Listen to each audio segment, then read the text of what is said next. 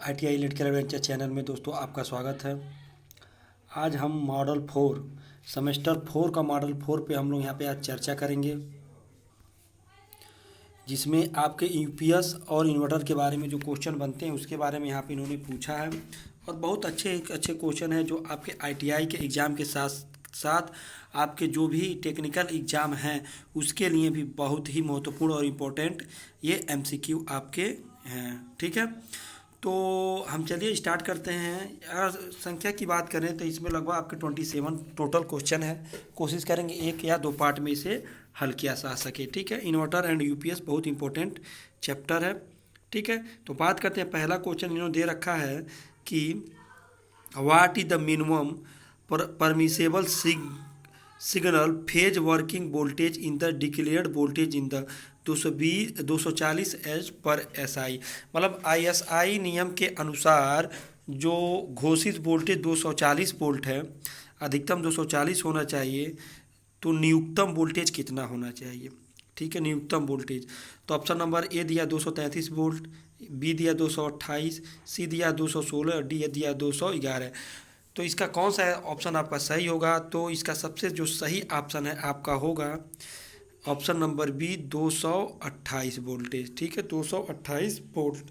ठीक है, और अधिकतम 240। ठीक है, तो 141 नंबर क्वेश्चन है कि which term refer that the mass of substance liberated in the electrolyte by 1 का कूलम एट इलेक्ट्रिसिटी। यानी कि किस शब्द में तात्पर्य यह है कि किसी पदार्थ का द्रव्यमान इलेक्ट्रोलाइट के 1 कूलम विद्युत द्वारा मुक्त किया जाता है, विद्युती द्वारा मुक्त किया जाता है। तो आपको पता होगा M बराबर ZIT। ठीक है, तो ये आपको फार्मूला पता होगा। ये फार्मूला आपका लगता है इलेक्ट्रोलाइटिस सिद्धांत पे लगता है। ठीक है, तो फैराडे का इलेक्ट्रोलाइसिस सिद्धांत जो है उसके द्वारा इन्होंने यहाँ पे क्वेश्चन बनाया है। तो ऑप्शन नंबर देखा जाए विद्युत अपघटन, बी इलेक्ट्रोप्लेटिंग, सी है इलेक्ट्रोकापिंग या इलेक्ट्रोकेमिकल इक्विवेलेंट। तो ऑप्शन नंबर आपका डी हो जाएगा, इलेक्ट्रोकेमिकल इक्विवेलेंट। ठीक है, 142 नंबर क्वेश्चन दिया है what is the full form of the abbreviation UPS. यानी जो यूपीएस का जो संक्षिप्त नाम है, ये इसका पूर्ण रूप पूछा, पूर्ण नाम क्या होगा। ठीक है, ये आपके कंप्यूटर के एग्जाम में भी पूछता है और ITI के एग्जाम में भी पूछता है, कंप्यूटर में भी पूछता है और GK GS में भी पूछ देता है कि यूपीएस का पूर्ण नाम क्या है। ऑप्शन नंबर ए दिया inform power supply, universal power supply, या अनरेगुलेटेड पावर सप्लाई, या अनट्रिप्टेड पावर सप्लाई। तो ऑप्शन नंबर आपका यहाँ पे डी सही हो जाएगा कि अनट्रिप्टेड पावर सप्लाई, यानी बिना किसी रुकावट की जो है पावर सप्लाई ये क्या करता है, प्रावधान करता है, अनट्रिप्टेड होगा। 143 नंबर आवृत्ति कन्वर्टर कौन सा है। ठीक है, यानी इन्होंने पूछा है कि फ्रिक्वेंसी कन्वर्टर इसमें कौन सा है। तो रेक्टिफायर कन्वर्टर, तो रेक्टिफायर की अगर बात करें तो रेक्टिफायर जो आपका करता है AC को DC बदलता है। ठीक है, AC टू DC। फिर यह DC चॉपर, तो DC चॉपर जो होता है DC टू DC होता है। साइक्लो कन्वर्टर, ऑप्शन नंबर आपका जो सी दिया यही आपका सही होगा। साइक्लो कन्वर्टर जो होता है फ्रिक्वेंसी को क्या करता है, कन्वर्ट करता है। ये हमारे इन्वर्टर में लगा होता है, एम्पलीफायर में। ठीक है, और फिर पूछा है कि DC टू AC, तो DC टू AC आपका इन्वर्टर करता है। ठीक है, ऑप्शन नंबर आपका यहाँ पे सी होगा सही कि cyclo converter. 144 number question what is the full form PWM।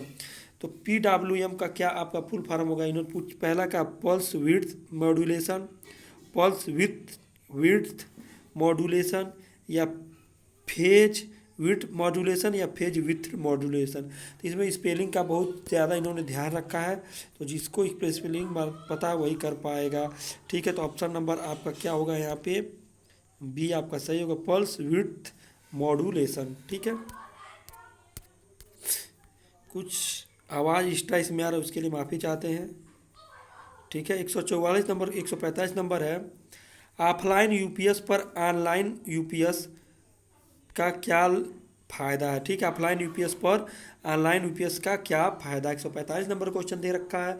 तो 145 नंबर ऑप्शन नंबर ए क्या दिया है, कि सप्लाई कांस्टेंट पावर आउटपुट, यानी निरंतर निरंतर आपकी बिजली उत्पादन होती रहेगी, आपूर्ति करता रहेगा।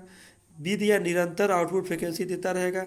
सी दिया है कि एक work in the single phase of the three phase, या free from the over end transaction problem, यानी परिवर्तन के संक्रमण की समस्या से क्या होगा, ये मुक्त होगा। तो ऑप्शन नंबर आपका यहाँ पे क्या हो जाएगा, 45 का,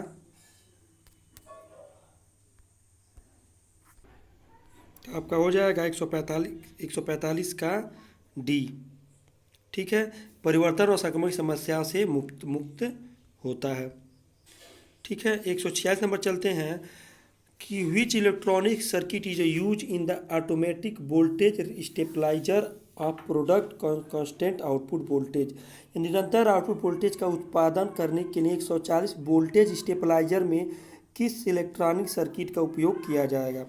ठीक है, तो निरंतर आउटपुट के लिए इन्होंने कहा क्या रखा है, पहला इन्होंने दे रखा है रेक्टिफायर सर्किट, ये तो आपको एसी से डीसी में बदलेगा। एम्पलीफायर सर्किट ये डीसी को एसी में कर सकता है। ठीक है, ऑसिलेटर ये भी क्या करता है, इसी काम करता है, फ्रिक्वेंसी से बनाता है। तो उसके लिए हम जो स्वचालित इलेक्ट्रिक स्टेबलाइजर में क्या कहते हैं, फीडबैक सर्किट का प्रयोग करते हैं, यानी कहीं वोल्टेज अगर कम होता है तभी यहाँ पे फीडबैक जो वोल्टेज स्टेबलाइजर वो क्या करता है, यहाँ पे काम कर देता है। ठीक है, 147 नंबर है which feedback network is use for automatic voltage stabiliser, यानी 140 वोल्टेज स्टेबलाइजर के लिए किस फीडबैक नेटवर्क का उपयोग किया जाता है। 127 नंबर का दे रखा है, तो यहाँ पे दे दिया current divider network, voltage divider network, tap transformer, या रेजिस्टेंस टेम्परेचर डायरेक्टर। तो यहाँ पे जो ऑप्शन नंबर बी दिया वही आपका सही होगा। वोल्टेज डिवाइडर नेटवर्क का प्रयोग होता है किसमें, आपके फीडबैक नेटवर्क में।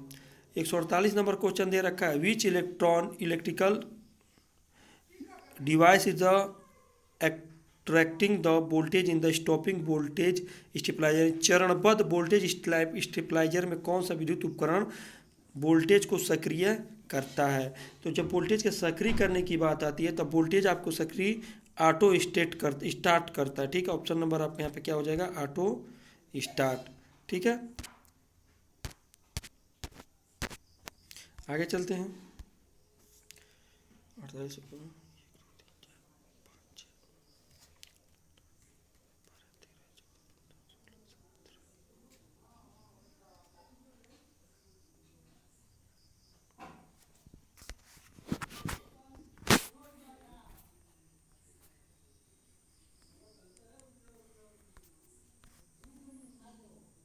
चलिए 149 है कि किस डिस्चार्ज सेल के आंतरिक प्रतिरोध में क्या प्रभाव होगा।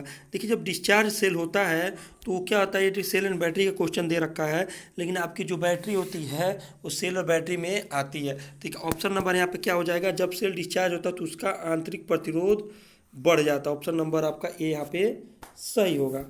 ठीक है, 50 नंबर क्वेश्चन दे दिए 150 नंबर कि वोल्टेज और एम्पियर प्रति घंटे की गणना करें यदि समांतर में जुड़े 4 सेल की रेटिंग है 1.5 वोल्ट और 8 एम्पियर हावर के रेट की गई है।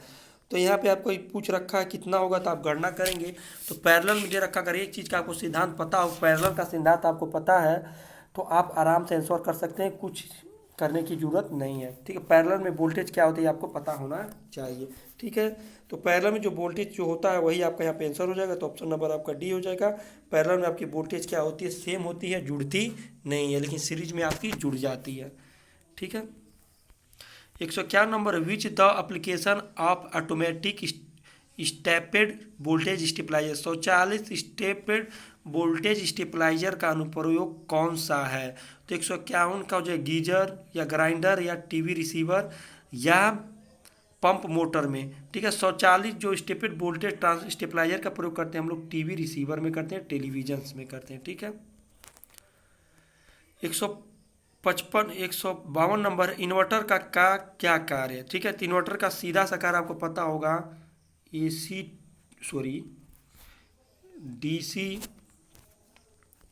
To AC. ठीक है, इन्वर्टर का काम यही होता है, और रेक्टिफायर इसके उल्टा होता है, एसी टू डीसी। ठीक है, इसमें जो ऑप्शन होगा आपका सही हो। 152 नंबर का आपका हो जाएगा तो डायरेक्ट आप मारेंगे ए, ठीक है। एसी को डीसी में बदलना, बहुत आसान सा क्वेश्चन पूछ रखा था। 153 नंबर, इन्वर्टर में आउटपुट ट्रांसफार्मर का उद्देश्य क्या है? तो आउटपुट ट्रांसफार्मर आपका क्या करता है? इनपुट एसी को स्टेप अप करता है, या स्टेप डाउन इनपुट एसी है, इनपुट एसी स्टेप डाउन करेगा, या step up from amplifier step up करेगा, या एम्पलीफायर से एसी स्टेप डाउन करेगा। ठीक है, एम्पलीफायर के द्वारा हमको जब एसी प्राप्त होती है तो ट्रांसफार्मर के द्वारा हम उसे क्या करते हैं? स्टेप अप करते हैं। ठीक है, ऑप्शन नंबर आपका सी सही होगा। 154 नंबर क्वेश्चन है कि which type of output transformer is use in automatic voltage stabiliser? Automatic voltage stabiliser में कौन सा ट्रांसफार्मर यूज होता है? तो आपको पता ही होगा, इसमें कौन सी बड़ी बात है। ठीक है, तो 154 नंबर है, तो ऑटो ट्रांसफार्मर, या स्टैटिक ट्रांसफार्मर, या रिंग कोर ट्रांसफार्मर, या फेरेट कोर ट्रांसफार्मर। तो 154 का आपका हो जाएगा ऑप्शन नंबर ए कि ऑटो ट्रांसफार्मर का प्रयोग हम लोग करते हैं स्वचालित स्टेबलाइजर में। ठीक है, आपको पता ही है, इसीलिए हमने पहले ही हिंट दे दिया, आपको पता ही होगा। 155 नंबर है, नियत वोल्टेज ट्रांसफार्मर किस सिद्धांत पर काम करता है? नियत वोल्टेज, ठीक है, जो कांस्टेंट वोल्टेज देते हैं, सेल्फ इंडक्टेंस, या फैल इन पोटेंशियल ट्रांसफार्मर विभोपात, या फेरो रेजोनेंट प्रिंसिपल, या एनोनियम परिवर्तन। देखिए सारे ट्रांसफार्मर वैसे तो म्यूचुअल इंडक्शन पे काम करते हैं, लेकिन कुछ स्पेशल ट्रांसफार्मर होते हैं जो दूसरे सिद्धांतों पे काम करते हैं। तो 155 नंबर का आपका हो जाएगा सी, फेरो रेजोनेंट प्रिंसिपल। ठीक है, ऑप्शन नंबर सी हो जाएगा, क्योंकि कांस्टेंट वोल्टेज देता है। 156 नंबर है, which transformer use in the servo voltage stabiliser? यानी सर्वो वोल्टेज स्टेबलाइजर किस ट्रांसफार्मर का यूज किया जाता है? तो पहला दे दिया है step up transformer, step down, toroidal, या नियत वोल्टेज ट्रांसफार्मर। ठीक है, तो सर्वो स्टेबलाइजर ट्रांसफार्मर जो प्रयोग करते हैं उसमें प्रयोग करते हैं हम लोग टोरोडियल ट्रांसफार्मर। ठीक है, टोरोडियल ट्रांसफार्मर का प्रयोग हम लोग करते हैं उसके लिए। ठीक है,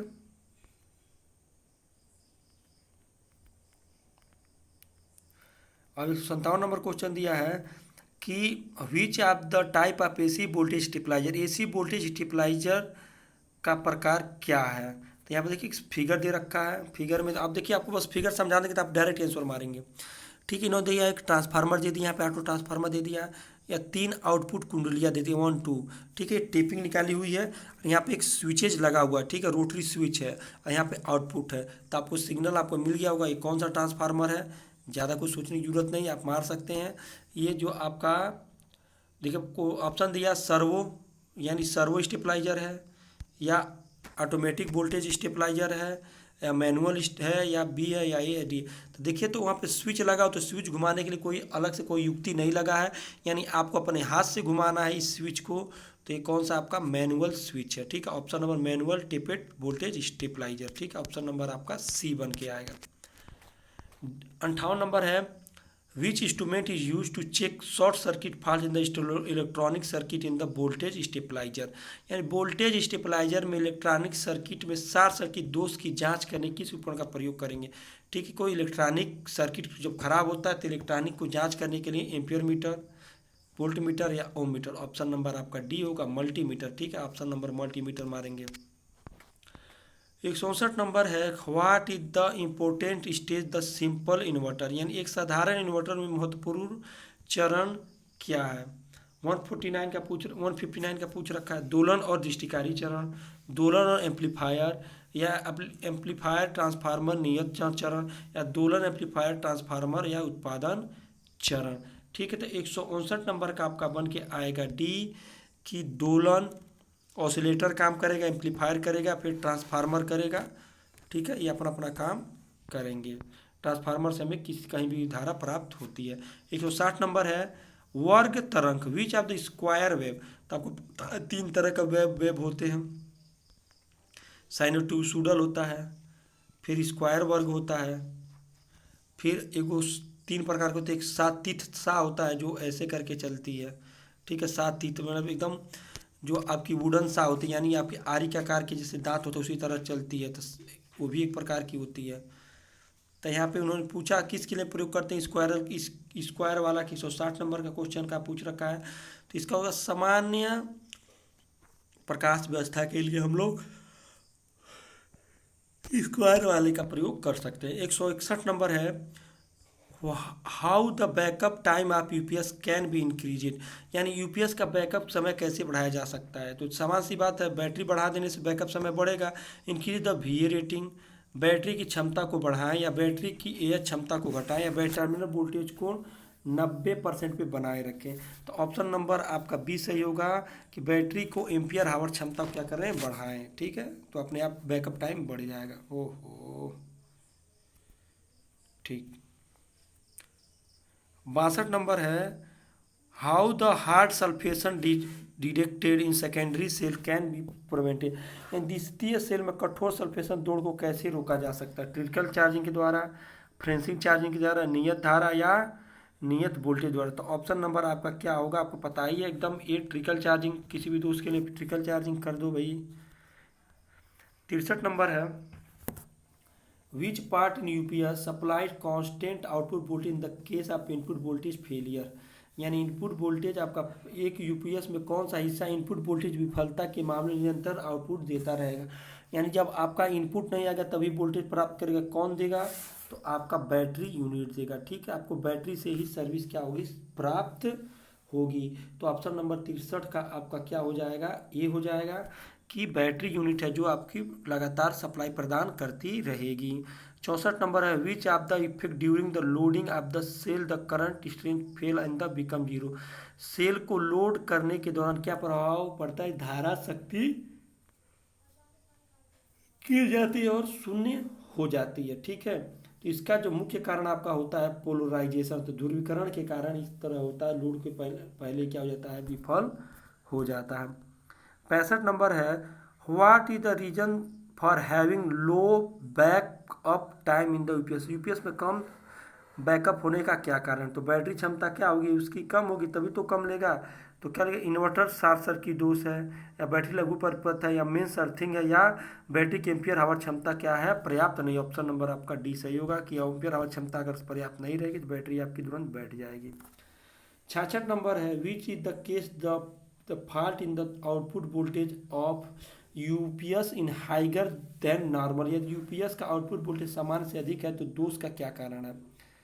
तो बैटरी लघु परिपथ है, नहीं, बैटरी लघु परिपथ को दोष आपको वोल्टेज देगी ही नहीं। दोषपूर्ण फीडबैक है, या इनपुट वोल्टेज बहुत अधिक है, या रिले पॉइंट साथ जुड़ गया।